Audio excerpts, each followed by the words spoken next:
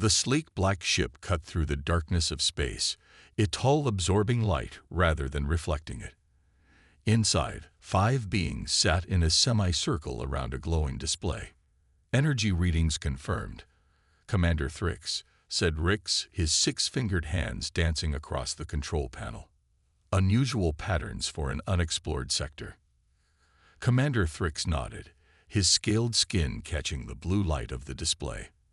As leader of the Valorian Special Operations Unit, Shadowclaw, he had faced many threats to the Confederation. His team was the best, each member chosen for their unique skills and perfect record. "Analysis?" Thrix asked. Draz, the squad's medic, tilted her head.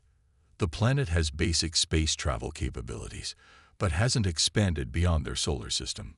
Primitive, by our standards."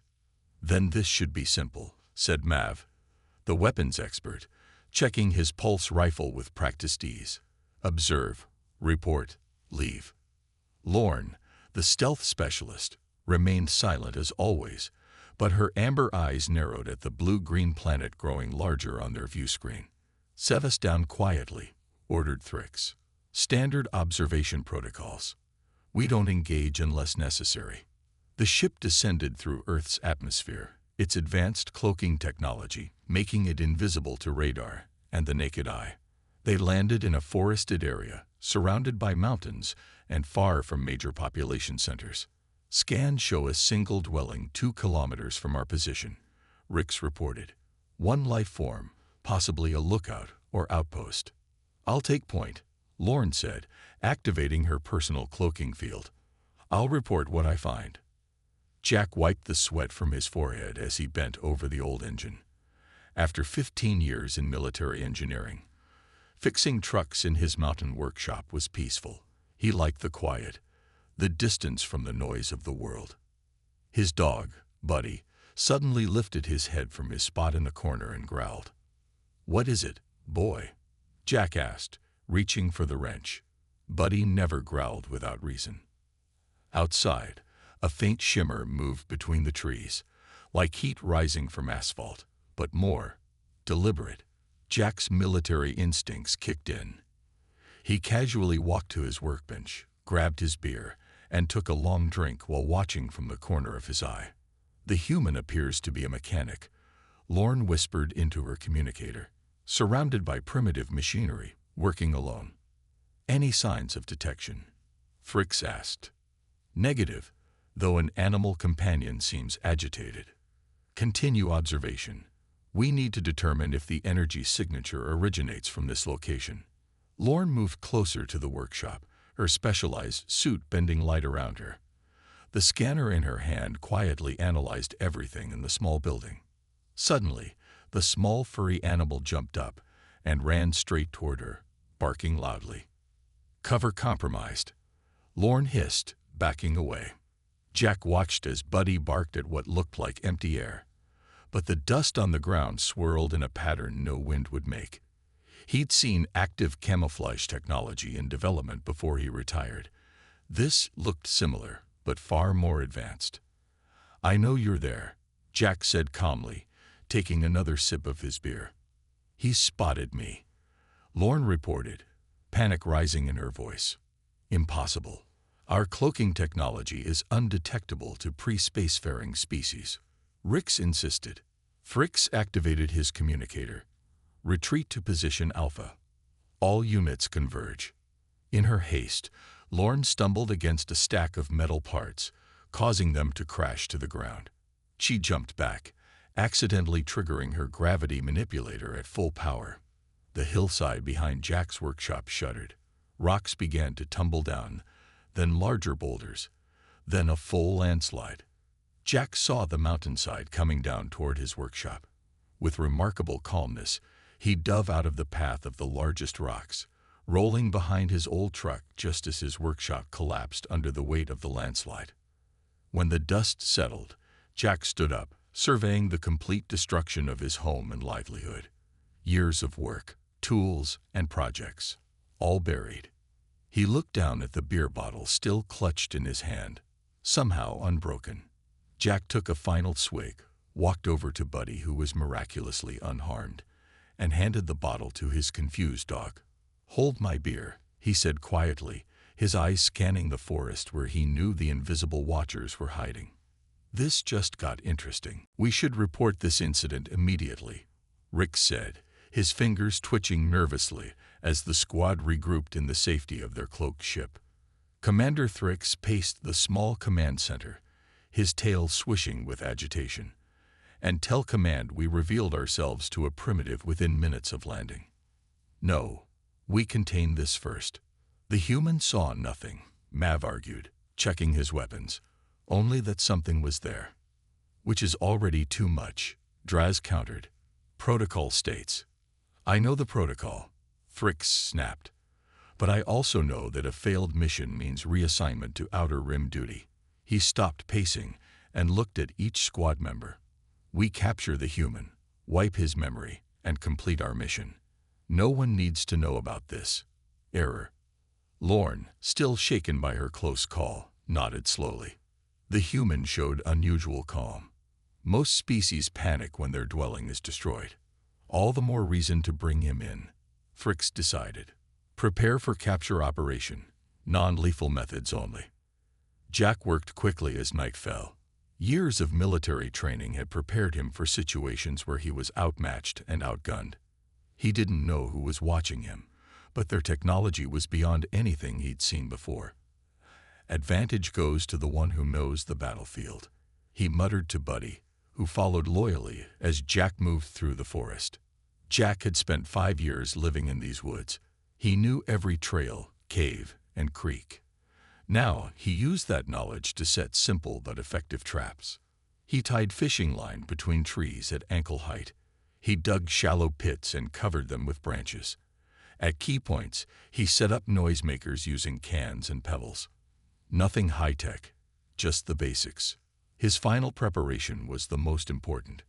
From his truck, miraculously spared from the landslide, Jack retrieved a toolbox. Inside were the remnants of his last military project. Experimental EMP devices, small but powerful. "Not supposed to have these," he told Buddy with a grim smile. "But sometimes you break the rules." "Movement detected," Rix announced as the squad deployed in standard containment formation. Each member spread out in a wide circle, ready to close in on their target. "Remember, we need him alive and undamaged," Thrix reminded them through their comms. "His dwelling is destroyed, so he'll be hiding in the forest." "Primitive emotions, primitive actions," Mab said confidently. "He'll run to the nearest human settlement."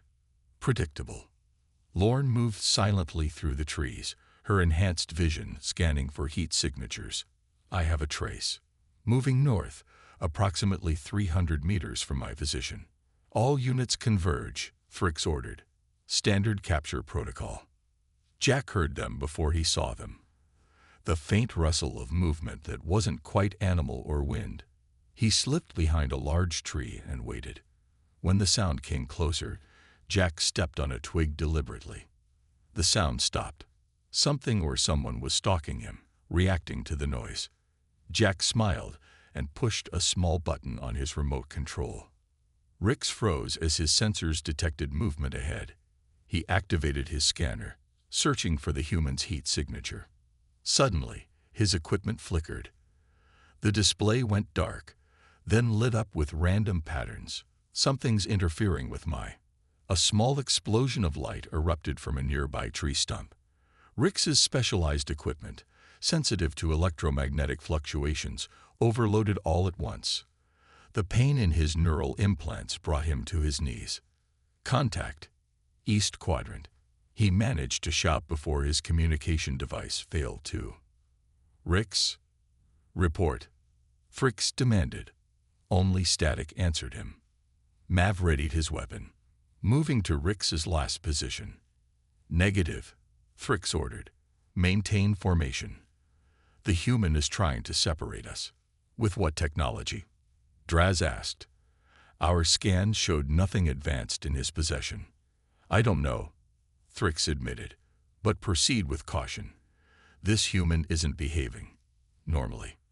From his hidden position, Jack watched as one of the invisible figures became partly visible, its cloaking technology disrupted by the EMP. The being looked humanoid, but definitely not human. Scaled skin, 6 fingers, and a tail. Aliens, Jack whispered to himself. Well, that's new. He quickly moved to his next position, knowing the others would come for their fallen comrade. The hunt had begun, but Jack wasn't playing the part of prey. As he slipped through the forest to prepare his next trap, Jack couldn't help but smile. All those years of training, and now he was using it against actual aliens. Home field advantage, he muttered as he disappeared into the darkness. Jack moved quickly through the darkness, with Buddy following close behind. His destination was an old mining tunnel he'd discovered years ago and had slowly modified as a backup shelter. Old military habits died hard. The entrance was hidden behind thick bushes, invisible unless you knew exactly where to look. Once inside, Jack switched on a battery-powered lamp. "Home sweet home," he said to Buddy. The tunnel extended about 20 meters into the hillside, with wooden supports holding up the ceiling. Against one wall stood shelves with canned food, tools, and emergency supplies. A small generator sat in the corner. Jack pulled out a map he'd drawn of the surrounding forest and marked where he'd encountered the alien. "They'll have a pattern," he muttered. "Everyone always has a pattern." "Rick's status report," Commander Thrix demanded, helping the tech specialist back to his feet. "Primary systems rebooting," Rix replied, shaking his head to clear it. The human used some kind of electromagnetic pulse. Primitive but effective. Mav gripped his weapon tighter. "Impossible. Our intel shows this planet hasn't developed portable EMP technology." "Apparently they have," Thrix said grimly. "Lorne, any sign of the target?" The stealth operative materialized beside them. "Trail leads northwest, then suddenly disappears. He's covering his tracks." "He knows we're hunting him," Draz observed. Thrix's expression darkened. "Then we change tactics. Mav, take point. If the human resists capture, you have permission to use non-lethal force." Mav smiled, revealing sharp teeth. "With pleasure, Commander." Outside the tunnel, Jack placed small piles of chemicals from his workshop at strategic points around the forest. Simple fertilizer mixed with fuel would create distractions when needed. He'd learned this trick during his deployment years ago. Next, he created decoys, hanging his jacket from a tree branch, placing his boots near a creek to leave false tracks. Finally, he circled back toward where he'd disabled the first alien. Buddy suddenly tensed, growling softly. Jack dropped to the ground, motioning for the dog to be quiet. Through the trees, a faint shimmer moved. Another invisible hunter. This one moved differently, confident, aggressive. Jack could tell this was a fighter, not a technician like the first one. "Let's introduce ourselves," Jack whispered, pulling out a small remote detonator. Mav advanced through the forest, his enhanced vision scanning for heat signatures. His specialized armor made him nearly invulnerable to primitive weapons, and his training made him the squad's most lethal member. "Movement detected," he reported, heading to investigate. He spotted a human jacket swaying on a branch and approached cautiously. His sensors detected residual body heat. The human had been here recently. Suddenly, bright flashes erupted from 3 different directions. Mav's visor automatically darkened to protect his sensitive eyes, momentarily blinding him. "Diversion tactics," he shouted into his comm. "The human is." The ground disappeared beneath him. Mav fell into a pit that had been hidden beneath leaves and branches. It wasn't deep, only 2 meters, but the surprise of the fall caused him to drop his weapon. As he reached to retrieve it, the sides of the pit collapsed inward, burying him up to his chest in heavy soil. "Mav, report," Thrix demanded over the comlink. Only labored breathing came back. "I'm contained," Mav finally admitted, fury in his voice. "The human trapped me in some kind of collapsing pit. My armor is restricting movement in this soil medium. How could a primitive outmaneuver you?" Fricks asked, disbelief evident in his voice. This human isn't operating by standard patterns, Mav growled. He's using the environment against us. Jack watched from a safe distance as the alien struggled in the pit trap. Unlike the first one, this alien was now partially visible, the soil disrupting its cloaking technology. When the alien removed its helmet to see better, Jack got his first clear look at their faces, reptilian features, but with expressions that seemed almost human in their frustration. Jack crept forward and collected the alien weapon that had fallen outside the pit. The design was strange, but he could figure out the basics. Trigger, power source, settings dial. 2 down, Jack murmured as he retreated into the shadows. 3 to go. In his hidden tunnel, Jack began carefully examining the alien technology, his engineer's mind already thinking of ways to use it. If these aliens wanted a fight, he'd give them one they wouldn't forget. 2 of our best, disabled by sticks and dirt, Fricks hissed, pacing inside their ship. This is unacceptable. Graz finished treating Rix's neural feedback injuries. We should retrieve Mav. His armor systems are reporting elevated stress levels. No, Fricks decided. That's exactly what the human wants. We're being herded like prey animals. Lorne, who had been silent, finally spoke. Commander, I've been analyzing the human's tactics. He's not using random attacks. This is military strategy, primitive but effective. Fricks stopped pacing. You're saying this single human has combat training. It would explain his calm response to danger and tactical approach. Lorne replied. Permission to attempt direct contact. Denied, Fricks said immediately. We maintained distance and a light on the console began flashing. Incoming transmission from command. Rix announced, surprised. They've lost our regular status updates and are dispatching a secondary team. Estimated arrival, 6 hours. Fricks's scales darkened with stress. We have 6 hours to contain this situation before reinforcements arrive and discover our failure. Jack sat cross-legged in his tunnel, carefully examining the alien weapon. The design was elegant, clearly built for beings with 6 fingers, but the principles seemed familiar. Power source here, he muttered to Buddy, who watched attentively. Trigger mechanism, and something like a settings dial. Jack had also recovered a small device from the trapped alien that appeared to be a communication tool. It occasionally lit up with symbols he couldn't read, but the pattern suggested incoming messages. They're looking for their friends, Jack reasoned, and probably planning their next move. He needed to know more about what he was facing. The direct approach might be best, and he had just the idea how to do it. Lorne moved silently through the forest, her stealth systems operating at maximum efficiency. Despite Thrix's orders, she had decided a closer look at the human's patterns was necessary. She tracked footprints to a small clearing and stopped, instantly alert. The tracks ended abruptly. A trap. I know you're there, called a voice from nearby. We can do this all night, but I think we both want answers. Lorne remained motionless, scanning for the human's location. I have your friend's equipment, the voice continued, and I've figured out how to use it. That's why you can't see me right now. Lorne's sensors suddenly detected a heat signature directly behind her. She spun around to find the human standing there, holding Mav's pulse rifle with confident hands. More shocking, he wore Rix's scanner over his eyes, which explained how he could see through her cloaking. Hi there, Jack said calmly. Let's talk. Back in the tunnel, Jack offered water to the alien called Lorne. To his surprise, she accepted, analyzing the liquid briefly before drinking. Your species is classified as a chaotic variable, Lorne explained after Jack's questions, not by technology level, but by predictability.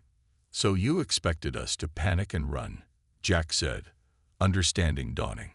Most species follow logical patterns when threatened, Lorne replied. Humans appear to improvise. It's what we do best, Jack agreed. Now tell me why you're really here. Lorne hesitated. Our scanners detected unusual energy signatures from this region. Command sent us to investigate. My workshop, Jack realized. I was experimenting with some unofficial technology. Their conversation was interrupted by Buddy's growling. Jack grabbed the alien weapon and moved to the tunnel entrance. Outside, the alien commander stood with another squad member. The commander held what looked like a large, glowing canister.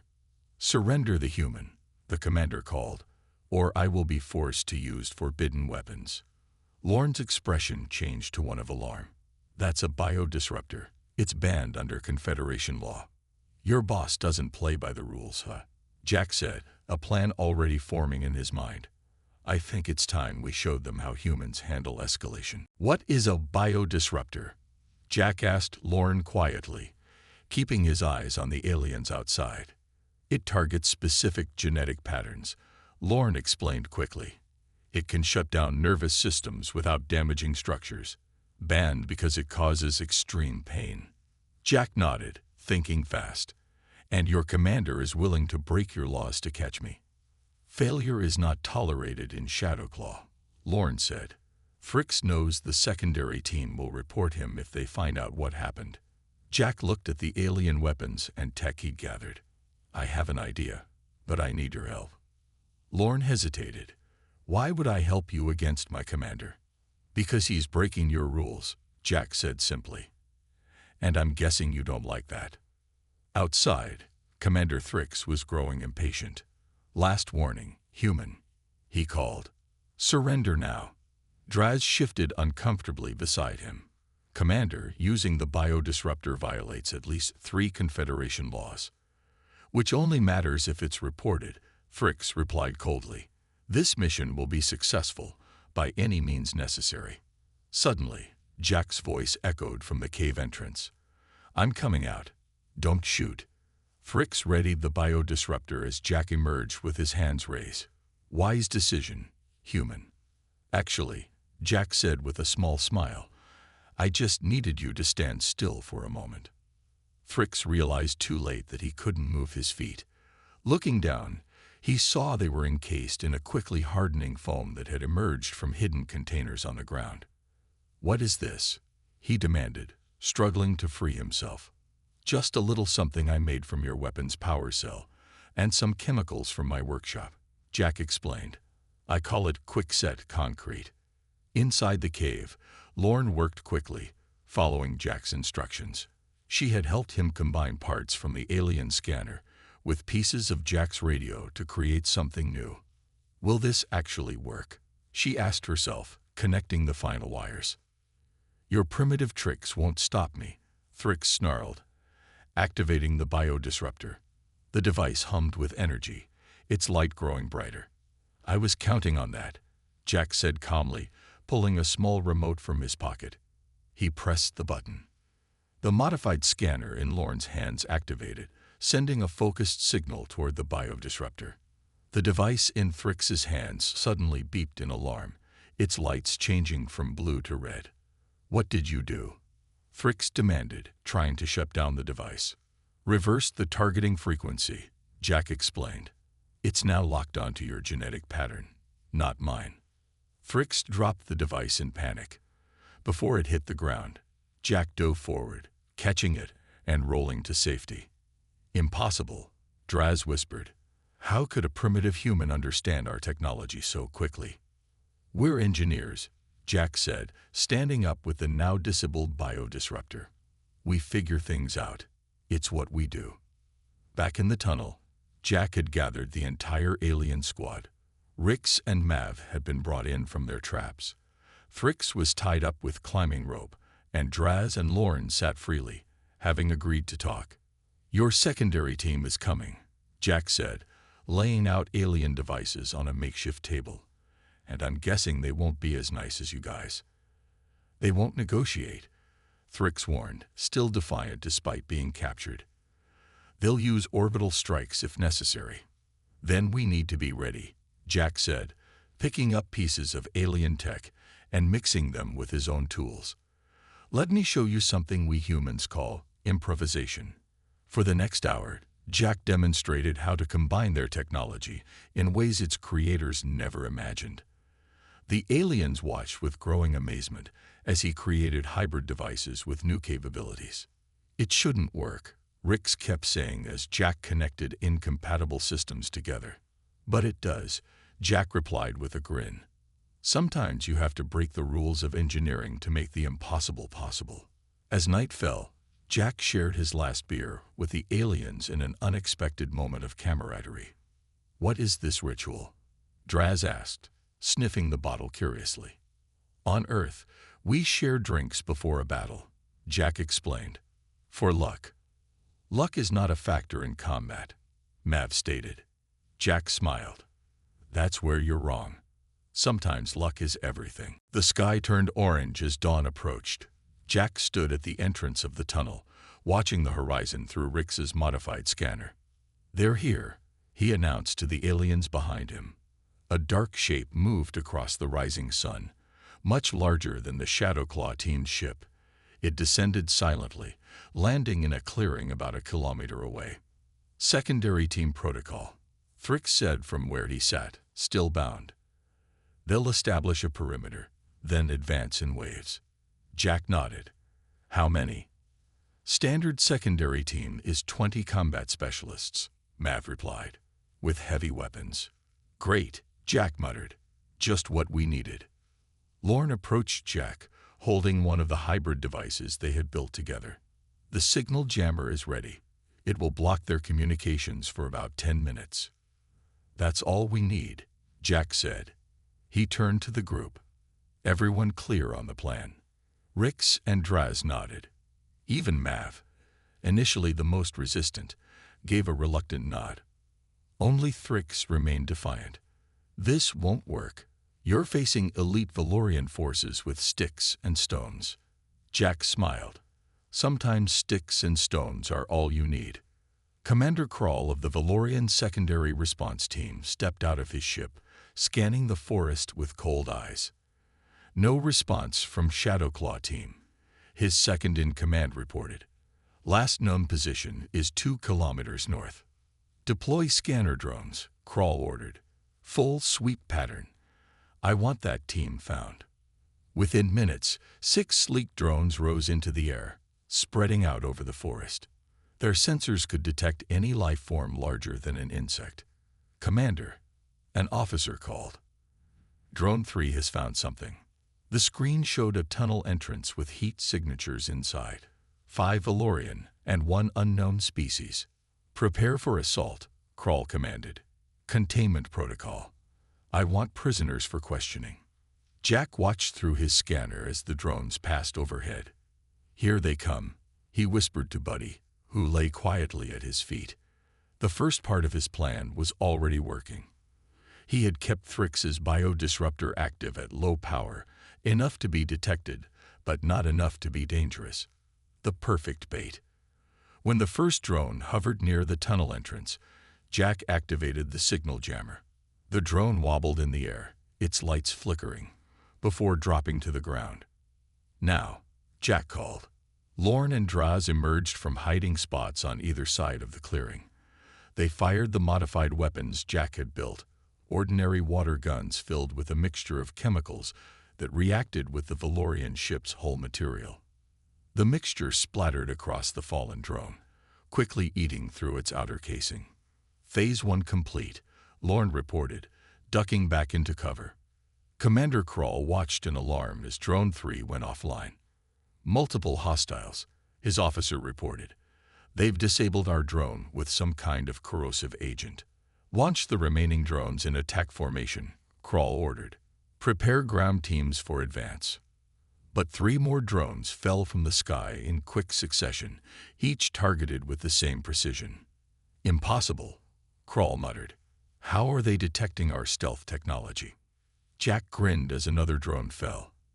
The scanner he'd modified was working perfectly, allowing him to see through the Valorians' cloaking technology. "Phase 2, he said into the communicator he built from alien parts. Rix, positioned on a ridge overlooking the clearing, activated the device Jack had helped him build. It sent out a powerful electromagnetic pulse, carefully calibrated to affect only Valorian technology. In the aliens' landing zone, weapons and communication devices suddenly went dead. Krall's fury grew as system after system failed. "Forward teams, advance with backup weapons," he shouted. "Find that human." 20 Galorian soldiers moved through the forest, converging on the tunnel. Despite their training, they were nervous. Something had disabled their advanced technology, leaving them with only basic weapons. As they approached the tunnel entrance, the forest erupted with sound and light. Homemade flashbang devices, created from chemicals and alien power cells, exploded in sequence, disorienting the soldiers. From multiple hiding places, Jack's unlikely allies struck with precision. Lorne's stealth tactics, Mab's combat skills, and Draz's knowledge of Valorian weak points proved devastatingly effective when combined with Jack's improvisations. The secondary team found themselves under attack from all sides by an enemy they couldn't predict. Back at the tunnel, Thrix watched in disbelief as Jack coordinated the defense through his makeshift command center, just a table with modified alien tech and hand-drawn maps. "How?" Thrix asked finally. "How is one human defeating our best forces?" Jack looked up from his work with a wry smile. "Because you expected us to follow rules. Humans, we make it up as we go." Commander Krall stood amid his defeated soldiers, rage and disbelief fighting for control of his face. More than half his team was incapacitated, and the rest were scattered throughout the forest, cut off from each other. "Recall all remaining units," he ordered his second-in-command. "Prepare the ship's weapon systems. We will end this with orbital strikes." "Sir, that violates containment protocols for pre-spacefaring worlds," the officer reminded him. "I don't care," Krall snapped. "No primitive defeats Valorian forces and lives." Inside the tunnel, Jack was putting the final touches on his most ambitious creation yet. He had connected Thrix's communication device to parts from his old radio, boosting its signal strength beyond its original design.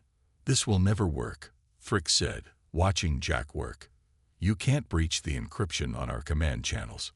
"Already did," Jack replied, showing him the modified screen with Valorian symbols. "Your technology is advanced, but your security passwords are terrible. Your entire system is built around patterns. Patterns can be broken." Lorne had been monitoring the secondary team's movements. She rushed into the tunnel, her expression grim. "They're preparing orbital weapons. We have minutes at most." Jack nodded, connecting the last wire to his device. Perfect timing. Is everyone ready for the final act? Mav, who had been the most skeptical of Jack's plans, now nodded with newfound respect. "Ready." Jack pressed a button on the device. "Broadcasting now." On the Valorian High Command ship orbiting the far side of the solar system, an emergency alert sounded on the main bridge. "Incoming transmission on the emergency channel," reported the communications officer. "Origin, Earth." "Display," ordered the fleet commander. The screen flickered to life, showing multiple video feeds. The first showed Commander Krall ordering orbital strikes on a pre-contact world, a serious violation of Confederation law. The second showed Commander Thrix using a banned biodisruptor. The third showed scanner readings of the forest and Jack's improvised defenses. This evidence was transmitted by a human. The fleet commander asked in disbelief.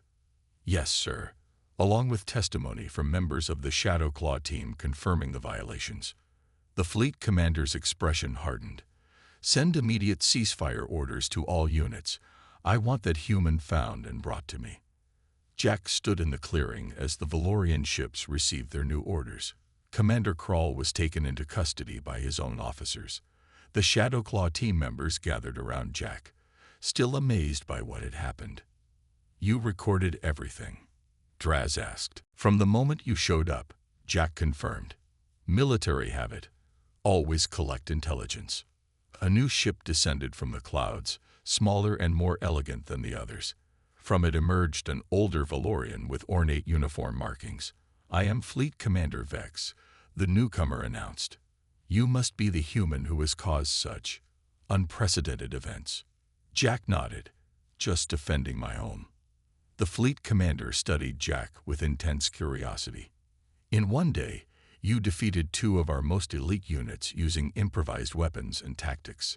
Humans are good at thinking outside the box, Jack said simply. So I see, Vex replied. The Confederation has reevaluated your species classification.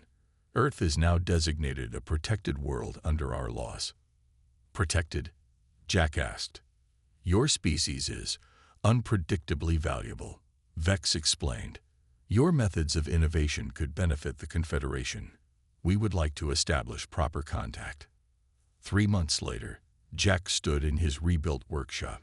It was better than before, with some interesting alien technology integrated into his tools. Buddy lay nearby, wearing a collar that could translate his barks into simple emotions. The door opened, and a Shadow Claw team entered. They were now Earth's official liaison team. The Human Chaos Theory training program is ready, Fricks announced. He had been demoted but not discharged. Jack had spoken in his defense. And they want you as lead consultant, Lorne added with something like a smile.